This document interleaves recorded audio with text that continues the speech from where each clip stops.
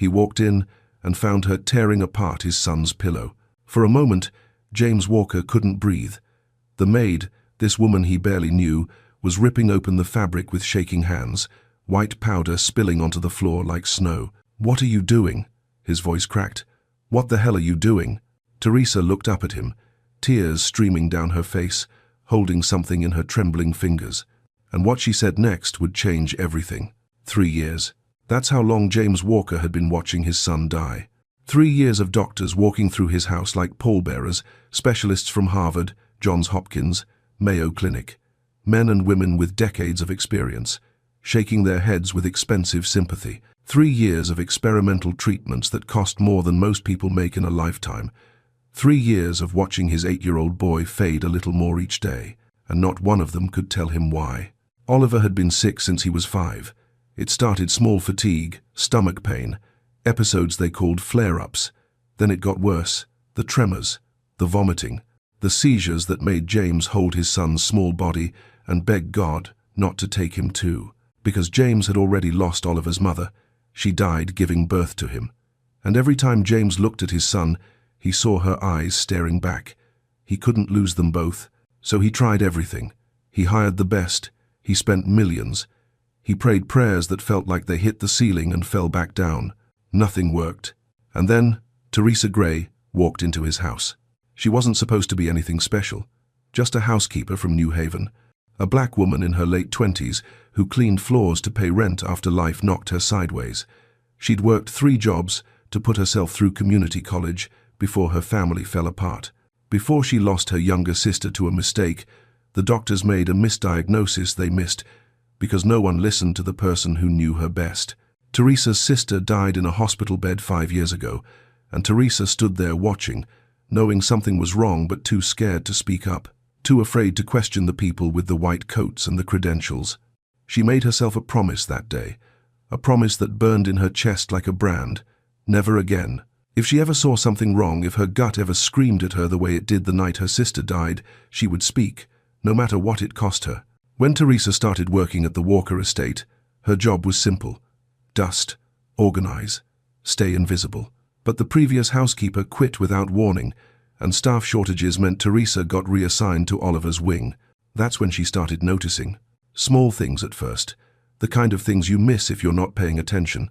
Oliver got violently sick after his smoothies, every single time. But on the rare days he refused them, the days he fell asleep before finishing or pushed them away, he was different, brighter, stronger. He sat up, he smiled, he asked questions. No one else saw it. Not the doctors, not his father, not the woman making those smoothies. Dr. Helena Morse, the live-in nutritionist James had hired 3 years ago when Oliver first got sick, Teresa kept watching, kept tracking. And then one morning, she found Dr. Morse's personal blender in the sink, the one she always washed herself, always put away immediately. But that day, it was just sitting there, wet, with residue still clinging to the sides. Teresa's hands shook as she leaned closer. The smell hit her bitter, metallic, wrong. This wasn't a health drink. This was something else. She grabbed her phone, took a picture, used a cotton swab to collect a sample into a plastic bag she stuffed in her pocket. 3 days later, her cousin Marcus, a pharmacology student at Yale, called her back. His voice was shaking. "Teresa, what you sent me, that's not a supplement. There's oleander extract in there, plant-based poison. Small doses over time would look exactly like a chronic illness. Someone is killing that kid." Teresa's blood went cold. She went back to Oliver's room, the room where she'd watched him suffer, where she'd counted 47 medication bottles on his nightstand, where he'd asked her once, with eyes too tired for 8 years old, "Do you think dying hurts?" She looked at his bed. At the pillows Dr. Morse said were medically specialized, the ones Oliver had to use every night, and she tore them open. Inside the lining were small sachets, sewn in, hidden, filled with white powder. Powder Oliver had been breathing in every single night for 3 years while he slept. That's when James walked in. Because sometimes the truth doesn't come wrapped in a degree. Sometimes it comes from the person no one's watching, the one who refuses to look away, the one who's learned what silence costs. And sometimes, just sometimes, God puts the right person in the right place at the exact moment a life depends on it. Before we continue, hit that subscribe button, like this video, and tell me where in the world you're watching from. Because what happens next will remind you that courage doesn't always come from the people we expect. The iron gates opened slowly, like they were tired of letting people in. Teresa stood there for a moment, gripping the worn strap of her canvas bag, staring up at the house that looked more like a museum than a home. Glass and stone stretched across perfectly cut lawns. Everything was sharp, clean, cold. She'd taken 2 buses to get here, left her apartment in New Haven at 5:30 inches the morning. Her coat pulled tight against the October chill. She couldn't afford to be late. Not on her first day. Not when she needed this job so badly her stomach had been in knots all week. The agency had called her 3 days ago. Emergency placement, they said. Previous housekeeper, quit without notice. Family needs someone immediately. Light housekeeping, private wing. Pay is good. Teresa didn't ask why the last girl left. She needed the paycheck. But standing there now, looking at the Walker estate, something in her chest tightened. The house was beautiful, no question, but it felt wrong somehow. Too quiet, like it was holding its breath. She walked up the stone path, her sneakers barely making a sound. The front door opened before she could knock. A woman stood there, 50-something. Grey hair pulled back so tight it looked painful. Her eyes swept over Teresa like she was being appraised, measured, and found lacking in the same glance. "You're late," the woman said. Teresa glanced at her watch. She was 4 minutes early. "I'm Mrs. Calloway, estate manager. You'll report to me." The woman stepped aside, barely. "Come in." The entryway was massive, marble floors, a staircase that curved up like something out of a movie, everything spotless, everything silent. Mrs. Calloway handed her a thick folder without ceremony. "Your duties are outlined here. Light housekeeping in the main wing and the private 3rd floor. You'll avoid the master bedroom, Mr. Walker's office, and the medical suite, unless specifically instructed." Teresa took the folder. It was heavier than it looked. "The 3rd floor," Mrs. Calloway continued, her voice flat, "is where the child stays. Oliver. He's 8. He's been ill for some time. You are not to move any of his medications. You are not to touch any medical equipment. You are not to engage him in conversations that might upset or excite him. And you are absolutely not to question Dr. Morse. Dr. Morse, the family's nutritionist. She oversees Oliver's care. She's been with the family since his diagnosis. She knows what she's doing." Teresa nodded slowly, but her mind caught on something. A nutritionist overseeing a sick child? Where were the doctors? "Mrs. Calloway's eyes narrowed, like she could read the question forming. "Mr. Walker has consulted with every specialist on the East Coast. Oliver's condition is complicated. Doctor Morse has been the only constant, the only one who stayed." There was something in the way she said it, like staying was a virtue, like everyone else had failed by leaving. "The previous housekeeper," Teresa asked carefully. "Why did she leave?" Mrs. Calloway's jaw tightened. She asked too many questions, overstepped. This family has been through enough without staff causing disruptions. She stepped closer, her voice dropping. "You seem like a smart woman, so let me be clear. You're here to clean, that's all. The Walkers don't need your opinions. They don't need your concern. They need you to do your job and stay out of the way." Teresa felt her face flush, but she kept her expression neutral. She'd heard words like this before. All her life, really. Know your place. Don't ask. Don't question. But 5 years ago, those words had cost her everything. Her sister Janelle had been 19, bright, full of life. Then she got sick, stomach pain, fatigue, fevers that wouldn't break. The doctors said it was stress, anxiety. They prescribed antidepressants and sent her home. But Teresa knew her sister, knew something was wrong. She could feel it in her bones. She just didn't speak up. 3 weeks later, Janelle collapsed. By the time they got her back to the hospital, the infection had spread too far. Sepsis, organ failure. She died 2 days later, holding Teresa's hand, whispering, "It's okay, it's not your fault." But it was. Teresa had known, and she'd stayed silent, because who was she to question the doctors?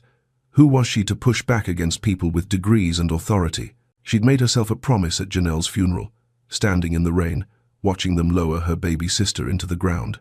Never again. If she ever felt that pull in her gut again, that knowing, she would speak, she would fight. even if it cost her everything. Mrs. Calloway was already walking toward the stairs. "Follow me. I'll show you the third floor." They climbed in silence. The house felt bigger the higher they went. Colder, too, like warmth couldn't reach this far up. When they reached the third floor, Teresa noticed the change immediately. The walls here were different, lighter, softer, meant for a child, but the air felt heavy, stale. Mrs. Calloway stopped outside a door covered in faded superhero stickers. Spider-Man, Batman, the Hulk. They looked old, peeling at the edges. "This is Oliver's room. He's likely asleep. Don't wake him. Just familiarize yourself with the space. Dusting, organizing, nothing more." Teresa nodded. Mrs. Calloway handed her the keys, then paused. Her expression softened for just a second, something almost like sadness flickering across her face. "He's a sweet boy. He's been through more than any child should. Just remember that."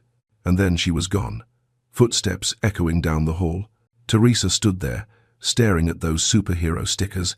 Her hand hovered over the doorknob. She didn't know why her heart was pounding, didn't know why every instinct in her body was screaming at her to pay attention, but she'd learned to trust that voice, the one that had been silent when Janelle needed her. She opened the door. The smell hit her first, antiseptic, sharp and clean, but underneath it something floral. Lavender, maybe. Like someone was trying to cover up the scent of sickness. The room was enormous, too big for one small boy. Medical equipment lined the walls, monitors, an IV stand, machines she didn't recognize. The bed sat in the center, massive and white, surrounded by what looked like a dozen pillows. And there, almost swallowed by the blankets, was Oliver. He was so small, pale skin, thin arms. His brown hair stuck to his forehead, damp with sweat even though the room was cool. But his eyes were open, watching her. "Are you going to leave too?" he whispered. Teresa's breath caught. His voice was so soft, so tired. She set down her cleaning supplies carefully and moved closer. "Hi, sweetheart. I'm Teresa. I'm here to help keep your room nice." "The last lady left," Oliver said.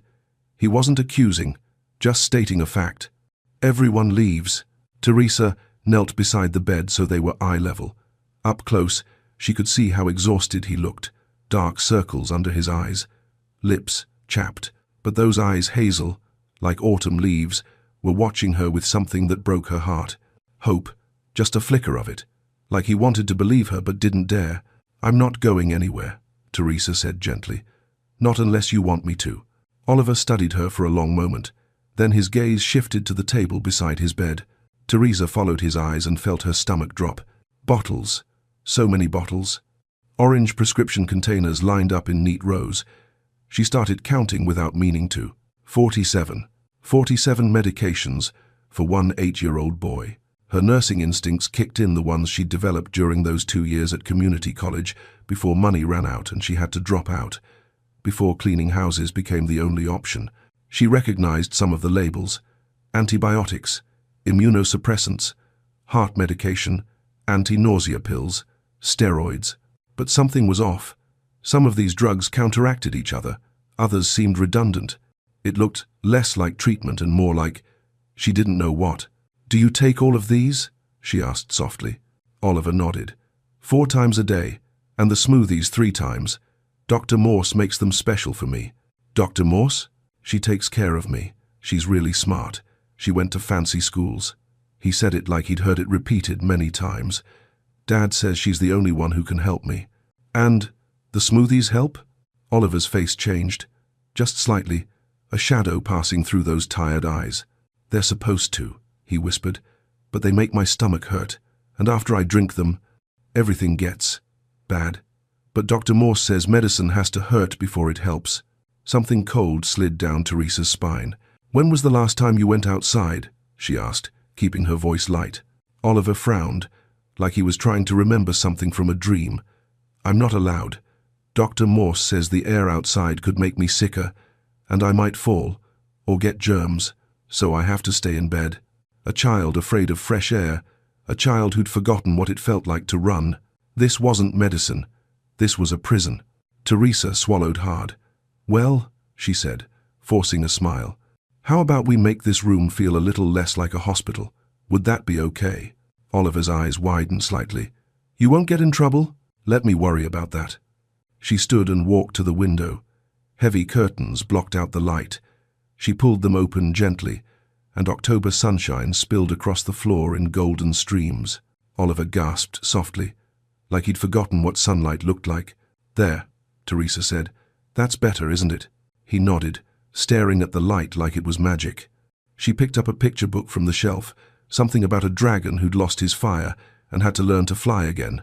She sat on the edge of his bed, careful not to jostle him. Want me to read to you? Oliver nodded again, pulling his threadbare teddy bear Mr. Buttons closer to his chest. Teresa opened the book and began to read. Her voice filled the silence, soft and steady, and slowly, so slowly, Oliver's shoulders relaxed, his breathing evened out, and then she heard it. A small sound, quiet and uncertain. Laughter. It was fragile, like something that had been buried for so long it wasn't sure it was allowed out, but it was real. And somewhere deep in that massive, silent house, in a place no one was paying attention, something began to shift. Because Teresa Gray had learned the hard way that silence kills, and she wasn't going to be silent. Not this time. Not when a little boy's life was on the line. Over the next 2 weeks, Teresa fell into a rhythm. She'd arrive at the estate every morning just after 7, when the house was still quiet and the sun was just starting to burn through the fog, rolling off Long Island Sound. She'd make her way up to the 3rd floor, her footsteps soft on the carpet, and she'd find Oliver exactly where she'd left him the day before. In that bed, surrounded by those pillows, waiting. But something had changed since that first day. Something small but important. Now, when she opened the door, Oliver would smile. It wasn't much, just a little lift at the corners of his mouth. But for a kid who'd been told he was dying for 3 years, a smile was everything. They'd talk while she worked. Small conversations, safe ones. Oliver told her about his mum, the one he'd never met. How his dad kept a photo of her on his desk but never talked about her. How sometimes Oliver would find his father standing in front of it late at night, just staring. I think he's mad at me, Oliver said one morning. His voice so quiet, Teresa almost missed it. She was dusting the bookshelf. She stopped. Why would you think that, baby? Because she died so I could be born. And now I'm dying anyway. So it was all for nothing. Teresa's chest tightened. She set down the duster and came to sit beside him. Oliver, look at me. He did. Those hazel eyes full of guilt no child should carry. Your mama gave you life because she loved you, not because she had to. And your daddy? He's not mad at you. He's scared. There's a difference. How do you know? Because I lost someone I loved too, my little sister, and I spent years being angry at myself for not saving her. But anger and love, they get mixed up sometimes, especially when you're hurting. Oliver was quiet for a moment, processing. Do you still miss her? Every single day. Does it get easier? Teresa thought about lying, about saying something comforting, but Oliver deserved the truth. No, she said softly, but you learn to carry it differently. He nodded like he understood, like he'd already been carrying weight he was too young to hold. Miss Teresa? Yeah, sweetheart. Do you think I'm gonna die? The question hit her like a punch. She wanted to say no, wanted to promise him 50 more years, but she'd learned not to make promises she couldn't keep. I think, she said carefully, that you're stronger than anyone gives you credit for, and I think you're gonna surprise a lot of people. Oliver smiled again, a little bigger this time, and that's when Teresa started noticing the pattern. It was subtle at first, easy to miss if you weren't paying attention, but Teresa was always paying attention now. Every day around 10 in the morning, Dr. Morse would come in with Oliver's first smoothie. She was tall, polished, always dressed like she'd just stepped out of a board meeting, her blonde hair pulled back in a tight bun, her smile, professional but cold. Good morning, Oliver, she'd say in that practiced voice. Time for your vitamins. The smoothies were thick, purple or green depending on the day. Oliver would drink them slowly, grimacing with each sip, and within 2 hours, he'd get sick. The first time Teresa saw it, she thought it was coincidence. Oliver doubled over, clutching his stomach, his face going pale. Then came the vomiting, the tremors in his hands, the way his whole body would shake. Dr. Morse would rush in, all concern and efficiency. It's the disease progressing, she'd say, checking his vitals, adjusting his medications. His system is fighting itself. But the second time it happened, Same pattern, same timeline. Teresa started taking notes in her head. Smoothie at 10, sickness by noon. The third time, she was certain. And then one morning, something different happened. Oliver had fallen asleep before Dr. Morse arrived with his smoothie. Teresa watched from across the room as the doctor stood there, smoothie in hand, staring at the sleeping boy with an expression that made Teresa's skin crawl. Not concern, not compassion, frustration. Dr. Morse set the smoothie down and left without waking him. That day, Oliver slept until 2 in the afternoon. When he woke up, his color was better, his eyes brighter. He sat up without help. "I feel good today," he said, surprised. Teresa's heart started pounding. "Yeah, that's wonderful, baby. Can we play a game?" It was the first time he'd asked to play anything. They spent the afternoon building a tower out of blocks. Teresa found buried in his closet. Oliver's hands were steady. His laughter came easier. He looked like a regular kid. By the time Dr. Morse came back for the evening smoothie, Oliver was tired but happy. The doctor's eyes swept the room, landing on the blocks scattered across the floor. Her jaw tightened. "Oliver shouldn't be exerting himself," she said sharply, looking at Teresa. "Who authorized this?" "We were just playing," Teresa said evenly. "He needs rest. Complete rest. You're jeopardizing his recovery." Recovery. The word felt like a lie. Dr. Morse prepared the evening smoothie right there, her movements precise and controlled. She watched Oliver drink every drop, her eyes never leaving him. Teresa stood in the corner, her mind racing. That night, she couldn't sleep. She kept seeing Oliver's face bright and alive when he skipped the smoothie, pale and sick after he drank it. She kept hearing her sister's voice. That night in the hospital. "Something's wrong, Reese. Tell them something's wrong." And Teresa had been too scared to push, too afraid to question the doctors who knew better. Her sister died 3 days later. At 2 in the morning, Teresa got out of bed in her small room on the first floor. She walked through the dark house, up the stairs, and stood outside Oliver's door. She could hear him inside, restless, hurting. She made herself a promise right there in that hallway. If her gut was right, if something was wrong, she wouldn't stay quiet this time. Even if it cost her this job. Even if it cost her everything. Because some things are worth more than a paycheck. Some things are worth fighting for. And that little boy with the tired eyes and the superhero stickers, he was worth everything. 3 weeks in, Teresa found the notebook. She was organizing Oliver's bookshelf picture books mostly, some chapter books that looked like they'd never been opened. Dust had settled on everything like the room itself had given up. That's when she saw it, wedged behind a copy of Where the Wild Things Are, a small spiral notebook with a superhero on the cover. Captain America's shield, faded from being touched too many times. She pulled it out carefully. The pages were wrinkled. Some had water stains or maybe tear stains. She opened it, and her breath caught. Oliver's handwriting, shaky, childish. The letters slanting in different directions like his hand had been trembling. Day 247. The purple drink made me throw up again. "Doctor," Morse said, "that means it's working. But it doesn't feel like working." Day 251. Dad came in today. He looked so tired. I pretended to be asleep because I don't want him to be more sad. Day 298. I heard Dr. Morse tell Dad I need more minerals. She says my body is fighting the medicine. But I don't feel like I'm fighting. I just feel tired all the time. Day 301. I don't want the smoothies anymore, but Dad says I have to. Dr. Morse says I'll get worse if I stop. Day 317. I asked God why he made me sick. Miss Calloway says God has a plan, but I don't understand the plan. Maybe the plan is for me to die like Mama. Teresa's hands shook so hard she almost dropped the notebook. The entries stopped there. 3 months ago, right around the time Oliver became too weak to hold a pen.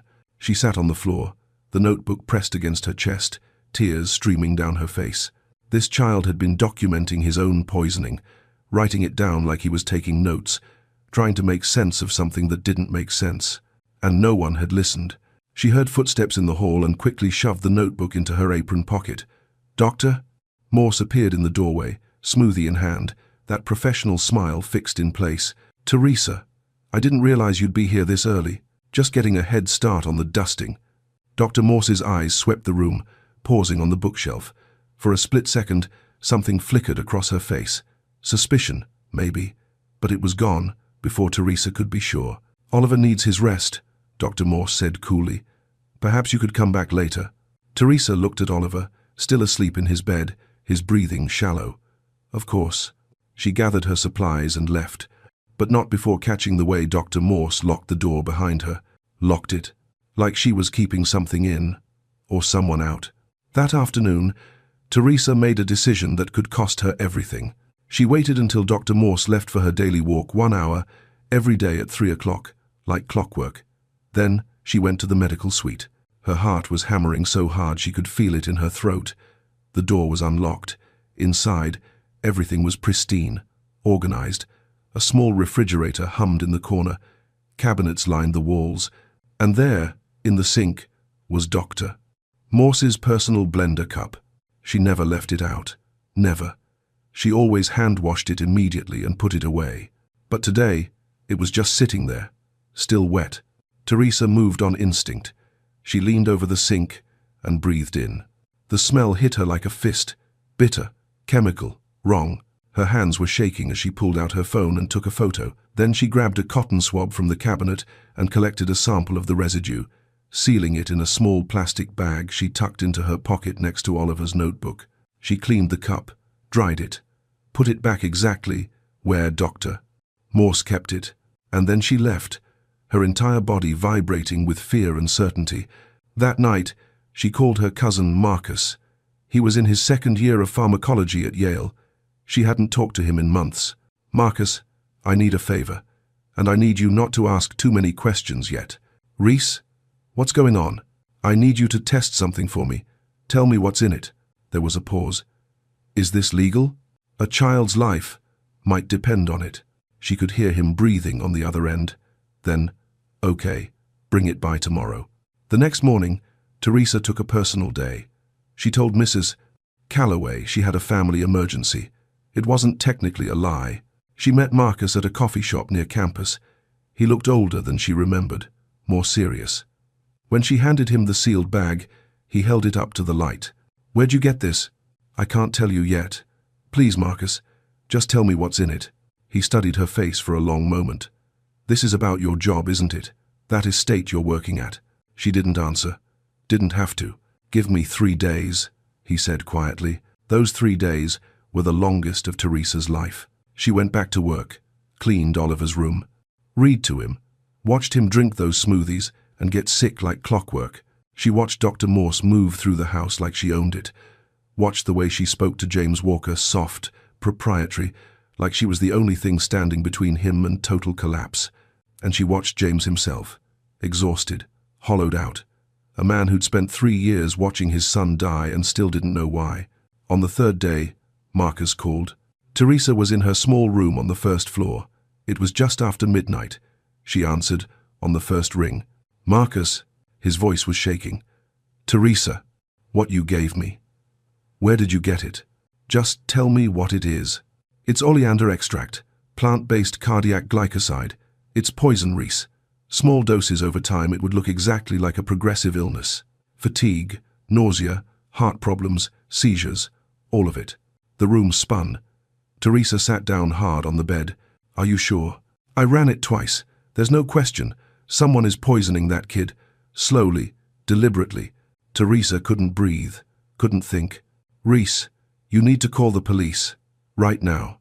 I need proof," she whispered. "More proof. Something that can't be denied." "What are you talking about? This is proof." "Not enough. Not against someone like her." She hung up before he could argue. For a long time, she just sat there in the dark, Oliver's notebook on the bed beside her, the truth burning in her chest like fire. Dr. Helena Morse had been killing Oliver Walker for 3 years, slowly, carefully, making it look like a disease no one could cure. And Teresa was the only one who knew. She thought about her sister, about the promise she'd made. She thought about Oliver's tired eyes, his question that still haunted her. "Do you think I'm gonna die?" And she made her choice. She was going to stop this, whatever it took, even if it meant walking into James Walker's office in the middle of the night and telling a desperate father that the woman he trusted was murdering his son, even if he didn't believe her, even if it destroyed her, because some truths are too important to stay buried, and some children are worth burning your whole life down to save. Teresa didn't sleep that night. She sat on the edge of her bed, staring at Oliver's notebook, Marcus's words echoing in her head. Poison, oleander, small doses, over time. Every instinct in her body screamed to act, to run upstairs and grab Oliver, to call the police, to do anything right now. But she'd learned the hard way that instinct without strategy was just noise. She needed more. Something undeniable.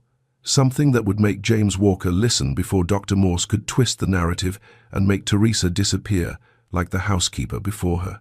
The next morning, she went to work like nothing had changed. She smiled at Mrs. Calloway, nodded at the groundskeeper, climbed the stairs to Oliver's room with her supplies, her heart pounding so hard she thought everyone could hear it. Oliver was awake, sitting up slightly, Mr. Buttons tucked under his arm. "Miss Teresa," he said, and his voice sounded weaker than yesterday. "I had bad dreams last night." She set down her things and came to sit beside him. "What kind of dreams, baby?" "I dreamed I was running, like really running, through a field or something, and I could breathe." He looked at her with those tired hazel eyes. "Do you think I'll ever run again?" Teresa's throat tightened. She wanted to promise him, wanted to say, "Yes, you will. I'm going to make sure of it." But the words stuck, because what if she was wrong? What if she confronted James, and he didn't believe her? What if Dr. Morse convinced him Teresa was crazy, dangerous, a threat to his son's care? What if speaking up made things worse? The doubt crept in like poison itself, cold, paralyzing. "Miss Teresa," Oliver's small hand touched hers. "You okay?" She blinked back tears and forced a smile. "Yeah, sweetheart, I'm okay." But she wasn't. She was terrified. That afternoon, she watched Dr. Morse prepare Oliver's smoothie in the medical suite, watched the way her hands moved, precise, practiced, like she'd done this 1,000 times, which she had.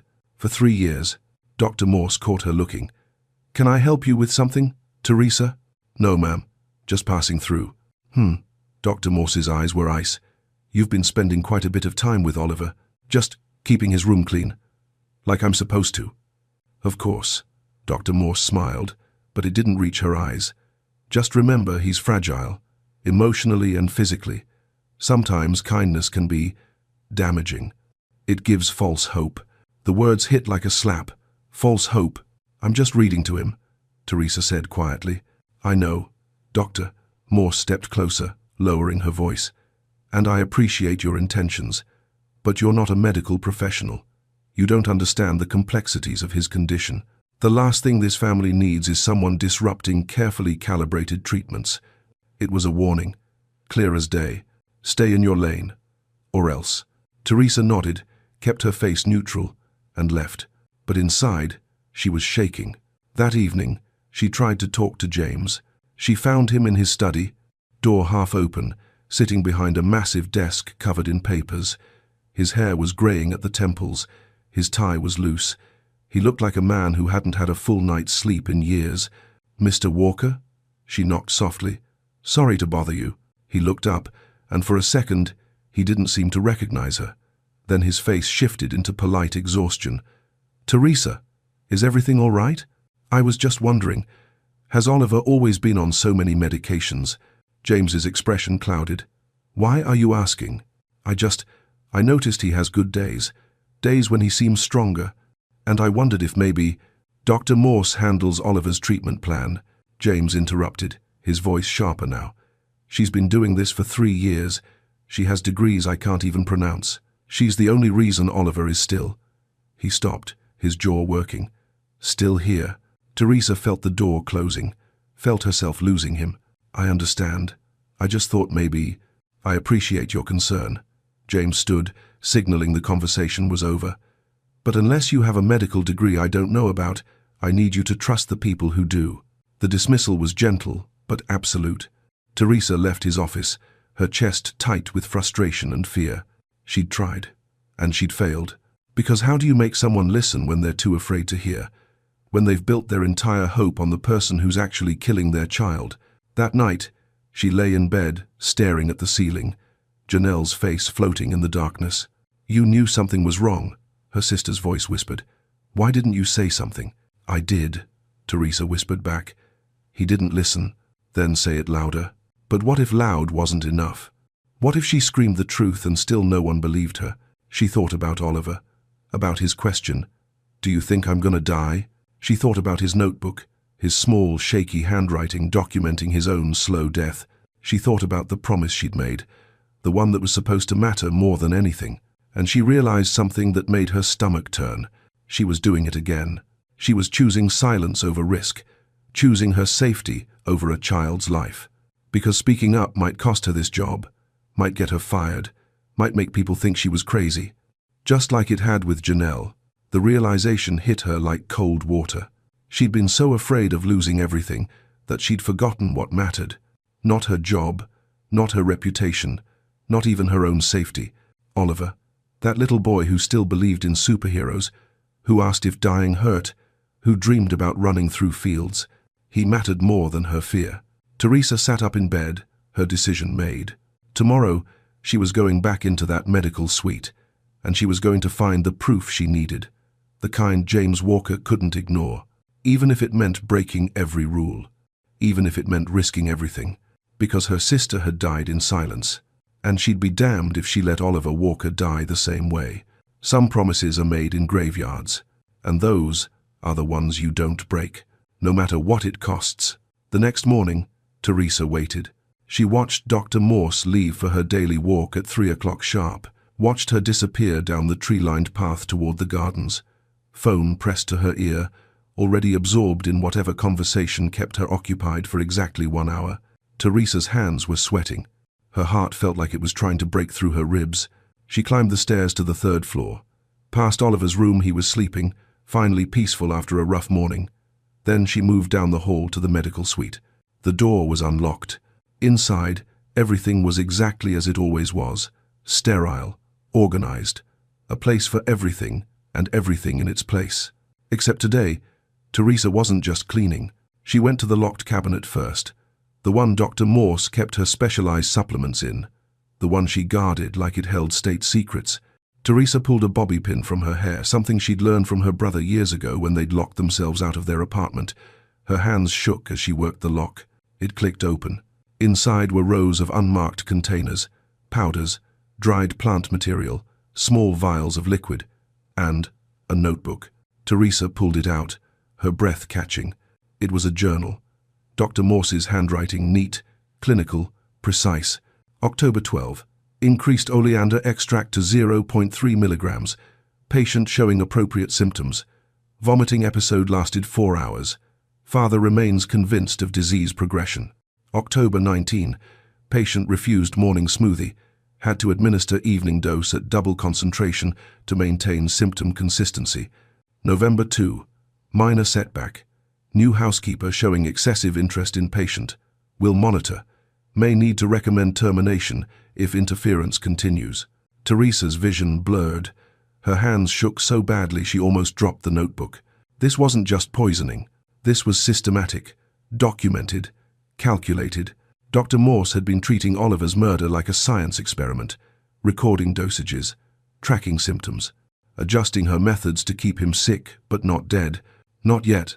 Teresa photographed every page with trembling fingers. Then she saw something else, a folder tucked in the back of the cabinet. Legal documents. She pulled them out and her blood ran cold. James Walker's will, updated 18 months ago. And there, in black ink, in the event of Oliver Walker's death, Dr. Helena Morse shall receive $2 million in recognition of her tireless dedication and attempt to preserve his life. $2 million. For trying, for failing, for watching a child die despite her best efforts. The motive wasn't just greed, it was a retirement plan. A lottery ticket Oliver's death would cash in. Teresa heard footsteps in the hallway. Her heart stopped. She shoved everything back into the cabinet, relocked it, and slipped out the side door just as Mrs. Calloway appeared at the main entrance. "Teresa, what are you doing up here?" "Just finished Oliver's room," Teresa said, forcing her voice steady. "Was about to head downstairs." Mrs. Calloway's eyes narrowed slightly, but she nodded.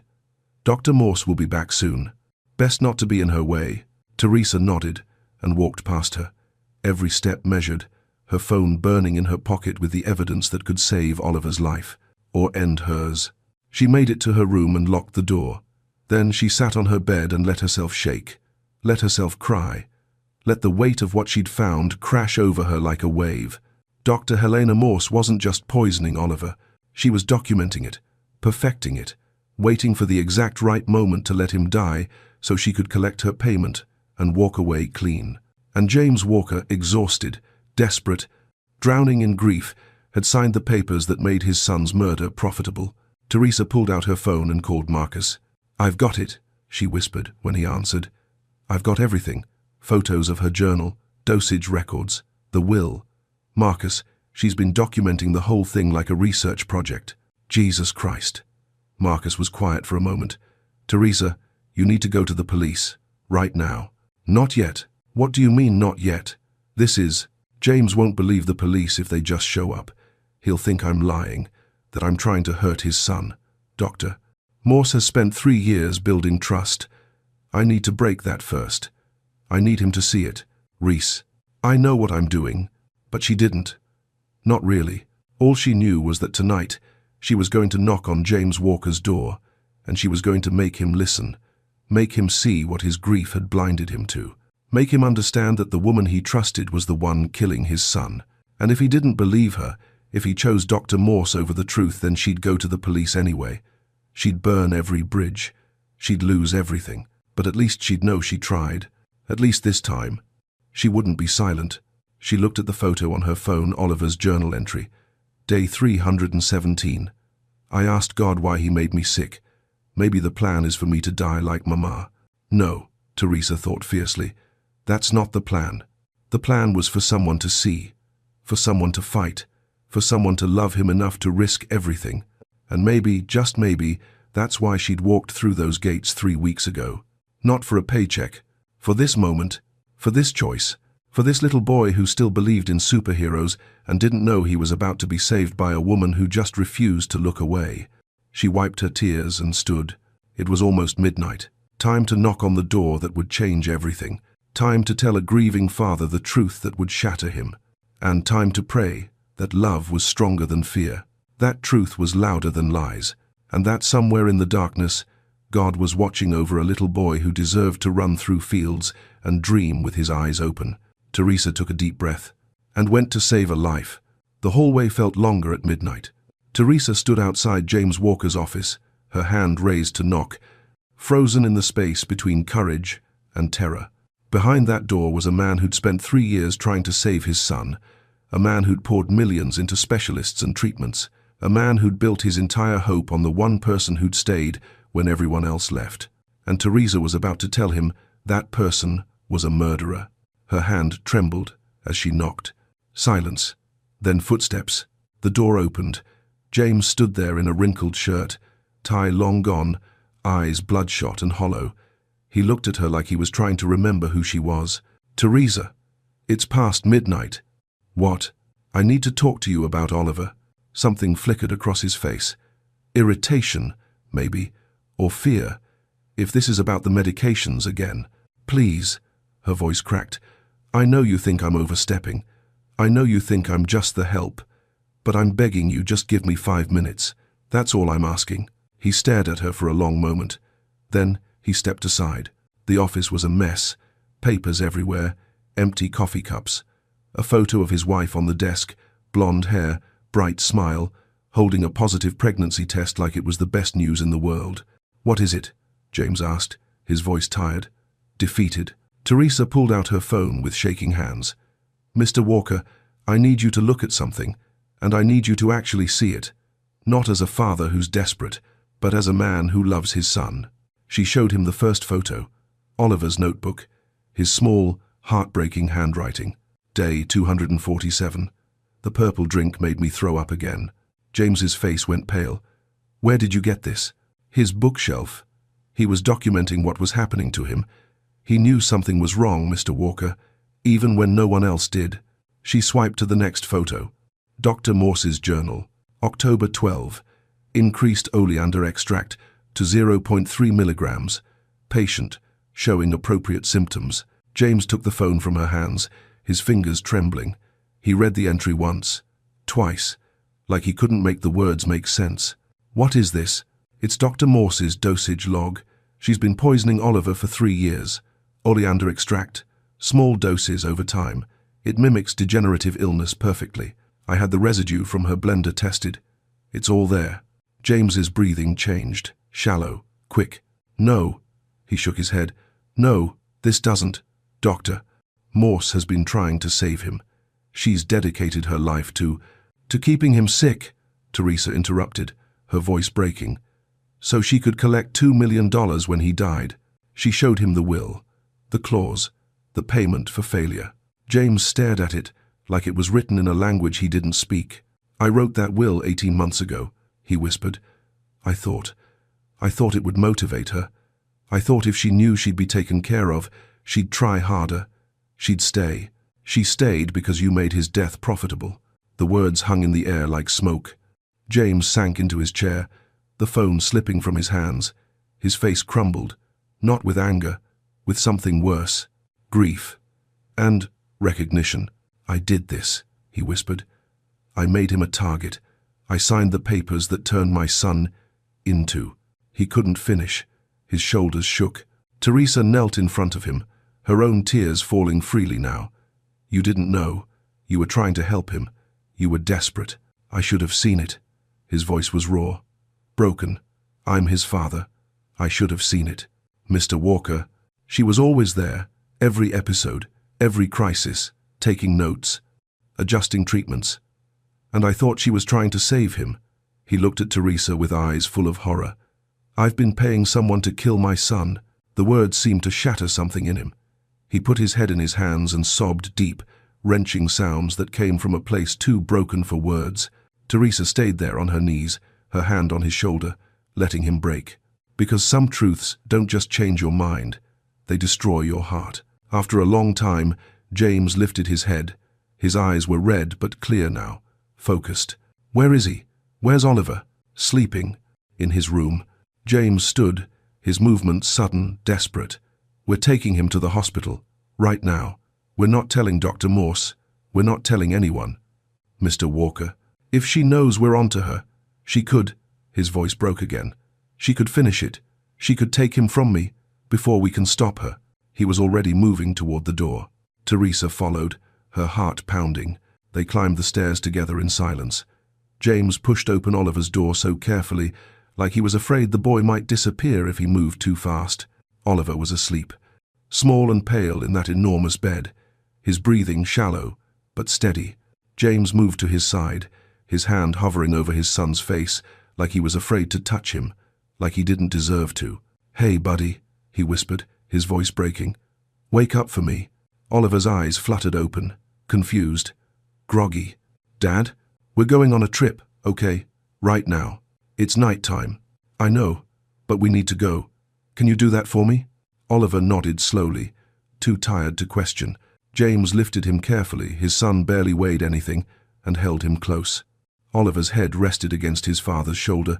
Mr. Buttons clutched in his small hand. Miss Teresa? Oliver's voice was so quiet. Are you coming too? Teresa's throat closed. Yeah, baby, I'm coming. They moved through the dark house like thieves, past Mrs. Calloway's room, past the medical suite where Dr. Morse's poison sat in locked cabinets. James's car was in the garage. He settled Oliver in the back seat, buckling him in with shaking hands. Teresa climbed in beside Oliver, and James got behind the wheel. As they pulled out of the garage, Oliver stirred. Dad? Where are we going? James looked at his son in the rearview mirror, tears streaming down his face. To save your life, buddy, he whispered. We're going to save your life. And as they drove through the dark Connecticut night, leaving behind the house that had become a tomb, Teresa closed her eyes and said a prayer. Thank you. Thank you for giving me the courage to speak. Thank you for making him listen. Thank you for this moment, this chance, because sometimes salvation comes at midnight. Sometimes it comes from a woman who refused to stay silent. And sometimes, just sometimes, the truth breaks through just in time. The emergency room lights were harsh and unforgiving, the kind that strip away pretense and show you exactly what's real. James carried Oliver through the sliding doors at 3 a.m, Teresa right behind him.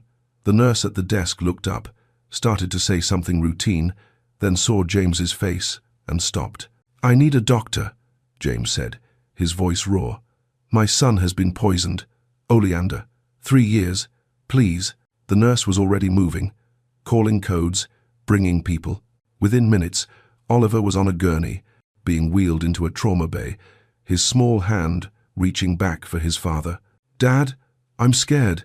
"I know, buddy, I know. But these people are going to help you. Really help you this time."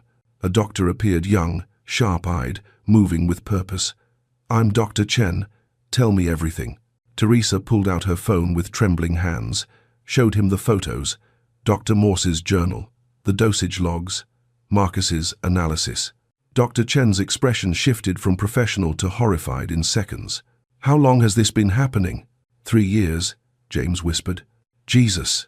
Dr. Chen turned to the nurses. "Full toxicology panel, cardiac workup, get me digoxin levels and a poison control consult. Now." They moved around Oliver like a choreographed dance. IVs, monitors, blood draws. Oliver looked so small, surrounded by all those people, so fragile. "Am I dying?" he asked quietly. Dr. Chen knelt beside him, his voice gentle. "No, son, you're not dying.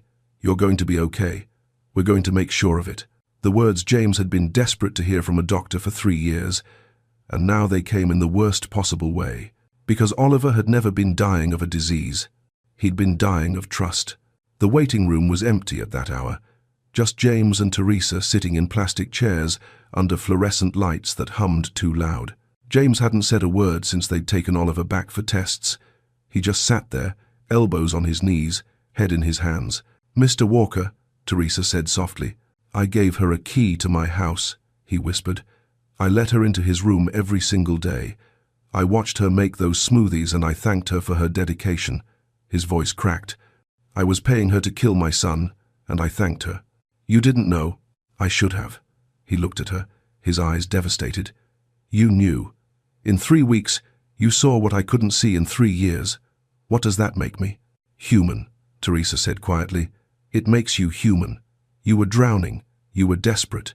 You trusted the wrong person because she was the only one who stayed. My wife died bringing him into this world." James's voice broke completely. "And I almost let him follow her because I was too blind to see the truth." Teresa reached over and took his hand. He gripped it like a lifeline. "But you listened," she said. "When it mattered most, you listened. You got him out. You brought him here. That counts." "Does it?" Before she could answer, Dr. Chen appeared in the doorway. His face was grim. "Mr. Walker, we have the preliminary results." They stood, James's hand still gripping Teresa's. "Your son has dangerously elevated levels of cardiac glycosides.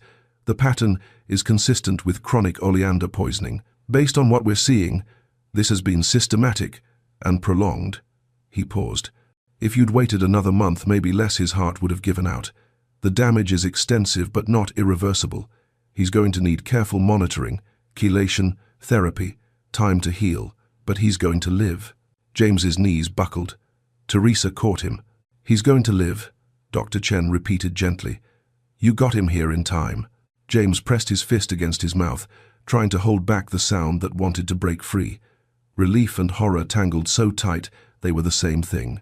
"I've already contacted the police," Dr. Chen continued. "This is a criminal matter. They'll need your statement and the evidence you brought." James nodded, unable to speak. Dr. Chen's expression softened. "He's asking for you, both of you." They followed him back to the bay where Oliver lay, surrounded by machines, looking impossibly small but somehow already better. Color was returning to his cheeks. His breathing was easier. "Dad." Oliver's voice was hoarse but clear. The doctor said, "I'm not really sick. He said someone was hurting me on purpose." James moved to his son's side, taking his hand carefully. "Yeah, buddy, someone was, but they can't hurt you anymore. I promise." "Was it Dr. Morse?" The question hung in the sterile air. James closed his eyes. "Yeah, it was." Oliver was quiet for a moment, processing. Then, "Why would she do that? How do you explain evil to a child who still believes in superheroes?" "Because sometimes people get lost," James said finally. "Sometimes they forget what matters, and they make choices that hurt people who never deserved it." Oliver looked at Teresa. "You saved me, didn't you?" Teresa's eyes filled with tears. "You saved yourself, baby. You wrote it all down. You knew something was wrong. You just needed someone to listen. My sister didn't have anyone to listen, Teresa said softly. So, I promised I'd always listen, even when it was hard. Oliver reached out his small hand. Teresa took it. Thank you for listening, he whispered. And in that moment, in that hospital bay under fluorescent lights at 4 in the morning, something broken began to heal. Not Oliver's body. That would take time. But something deeper. Something that had been dying in all of them. Hope. The belief that truth could win. That speaking up mattered. That one person refusing to look away could change everything. James watched his son, really watched him, and saw something he hadn't seen in 3 years. A future. And for the first time since his wife died, he let himself believe it was possible. That his son would grow up. That he'd run through fields and dream with his eyes open. That he'd live. Because sometimes grace arrives at 3 in the morning in an emergency room. Sometimes it comes through a woman who refused to be silent. And sometimes, just sometimes, God catches the ones who are falling just before they hit the ground. By the time the sun rose over Long Island Sound, 2 police officers were standing in James Walker's driveway. Dr. Helena Morse was packing her office. She'd noticed the disconnected medical equipment in Oliver's room at dawn, the empty bed, the silence where machines used to beep. And she knew. Mrs. Calloway found her loading boxes into her Mercedes, moving with the kind of calm efficiency that comes from planning an exit strategy long before you need it. Dr. Morse? What's happening? Helena didn't look up. The boy took a turn. They've taken him to the hospital. I'm gathering my research to consult with the team there. But her hands were shaking, just slightly. That's when the police cars pulled through the gates. Helena stopped moving. Her face went very still. The officers approached, badges out. Dr. Helena Morse. Yes? We need you to come with us. There are some questions regarding your treatment of Oliver Walker. I don't understand. I've done everything possible for that child. Ma'am, we have evidence of systematic poisoning, oleander extract administered over a 3-year period. We have documentation in your own handwriting. For just a moment, one brief, unguarded moment, the mask slipped. Not shock, not confusion. Rage. Cold, calculated rage. That maid, she said quietly. That ignorant, meddling. Ma'am, you have the right to remain silent. But Helena was done being silent. 3 years of performance, of playing the dedicated professional, of swallowing her resentment while James Walker threw money at specialists who wouldn't know real science if it killed them. All of it came pouring out. Do you know how many degrees I have? How brilliant I am? Her voice rose. I spent 3 years playing nursemaid to a spoiled brat while his father paid millions to incompetent doctors. 3 years of watching him grieve a woman who died, bringing that child into the world. I earned that inheritance. I earned every penny. Mrs. Calloway stepped back, her hand over her mouth. He was supposed to die slowly, peacefully, like a disease no one could cure. Helena's eyes were ice. And I would have been the devoted caregiver who tried everything, who stayed when everyone else left, who deserved to be remembered in his will. But that maid, that nobody, she ruined everything. The officers were already moving, handcuffs out. Dr. Morse, you're under arrest for attempted murder, child endangerment, and conspiracy to commit fraud. As they read her rights, Helena's eyes found Mrs. Calloway. You all treated me like help, like my intelligence was something to be tolerated, but I was the smartest person in that house. I was the only one who saw that boy for what he was, a meal ticket, a retirement plan. Mrs. Calloway was crying now. He's 8 years old. He was a means to an end. No remorse, no shame, just cold calculation, and he would have died peacefully if that woman had minded her own business. They put her in the car, drove her away, and the Walker estate, that beautiful, suffocating house, finally knew the truth it had been hiding for 3 years. At the hospital, James stood outside Oliver's room, phone pressed to his ear, talking to lawyers and police, giving statements, answering questions, but his eyes never left his son through the window. Oliver was sitting up now, color in his cheeks, eating real food for the first time in weeks without getting sick. Dr. Chen had started the chelation therapy slowly, pulling the poison from his system. It would take time, weeks, maybe months. But every hour, Oliver looked more alive, more like the boy he was supposed to be. Teresa sat beside him, reading, the same dragon book from his room. Oliver listened, his eyes bright and clear in a way they hadn't been since he was 5 years old. When the chapter ended, Oliver looked at her. "Miss Teresa, did they catch her?" Teresa had been dreading this question. How do you tell a child that the woman who smiled at him every day, who made his smoothies and called him sweetheart, had been trying to kill him? "Yeah, baby. They caught her." "Is she going to jail?" "Yes." Oliver was quiet for a long time. Then, "Good." Not angry, not vindictive, just relieved. "She used to tell me I was lucky," Oliver said softly, "that I had the best doctors and the best care and I should be grateful, but I never felt lucky. I just felt like I was drowning and nobody could see it." Teresa's throat tightened. "I'm so sorry that happened to you. It's not your fault." He looked at her with eyes too wise for 8 years old. "You're the one who pulled me out." James entered then, his face drawn but determined. He sat on the other side of Oliver's bed. "Hey, buddy, how you feeling?" "Better. Dr. Chen says I can try walking tomorrow." "Yeah," James's voice cracked. "That's great." Oliver reached for his father's hand. "Dad, are you mad at me?" James looked stricken. "What? No. Oliver, why would I be mad at you? Because Mum died having me. And then I got sick and cost you all that money. And now this whole thing with Dr. Morse." He trailed off, tears welling up. James gathered his son carefully into his arms, holding him like he was afraid he might break, but also like he never wanted to let go. "Listen to me," James whispered. "None of this, none of it is your fault. Your mum loved you before she even met you. She chose you, and I would spend every penny I have, every day for the rest of my life, if it meant keeping you safe. You understand me?" Oliver nodded against his father's chest. "I'm the one who should be asking for forgiveness," James continued, his voice breaking. "I brought her into our house. I trusted her. I let her hurt you because I was too broken to see what was right in front of me. You didn't know, Dad. But I should have. You're my son. I should have known." They held each other, both of them crying now, releasing 3 years of fear and pain and guilt that had been trapped inside. Teresa stood quietly, starting to leave to give them privacy. "Teresa, wait," James said. "Don't go." She turned. "You saved his life. You saw what I couldn't see. You risked everything when you didn't have to." His eyes were red but clear. "I don't know how to thank you for that." "You don't have to thank me," Teresa said softly. "I just did what anyone should do. I saw a child who needed help, and I helped."